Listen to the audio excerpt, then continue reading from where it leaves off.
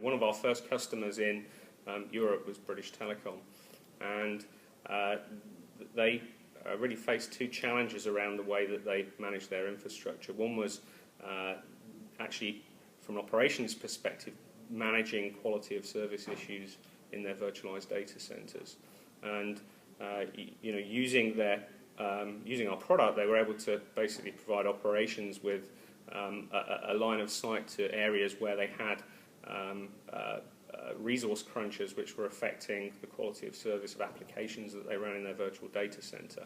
And VMturbo gave them line of sight to those issues, but it also provided the remedial actions that they should take to put the environment back into a more desirable state. And over time, they're implementing the product in an automated way so that it completely closes the loop of how they control the environment to avoid those sorts of situations from happening.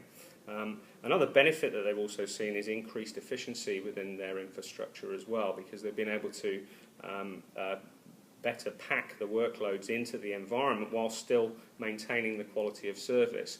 And we're typically seeing that customers like BT are achieving cost savings of anywhere between 10 and 30% from their future capital expenditure and ongoing running costs in the data center, because we're able to basically get more efficiency out of the environment whilst still maintaining the quality of service.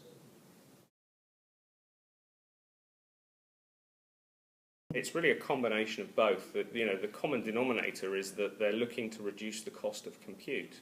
So they want to make the platform more efficient, but they also want to take out the cost of actually delivering the service. And a big part of that cost is in the ongoing operation. So if you can reduce the number of problems and incidents that you have to deal with, if you can make the process of planning for the future more simple as well, and ensure that you've got the right infrastructure on the ground at the right point in time, you're not investing too far ahead of the curve so that you're overspending, but at the same time you can actually meet the demand that's coming from the business as well.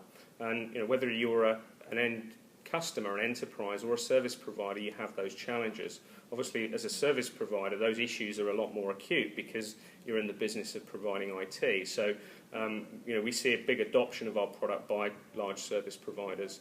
A very recent example of that is CSC, who are one of the world's largest outsourcing companies, and they're deploying our product across 17 data centers around the world to support all of their cloud services, because they really want to industrialize the delivery processes and sweat the assets in their infrastructure more efficiently.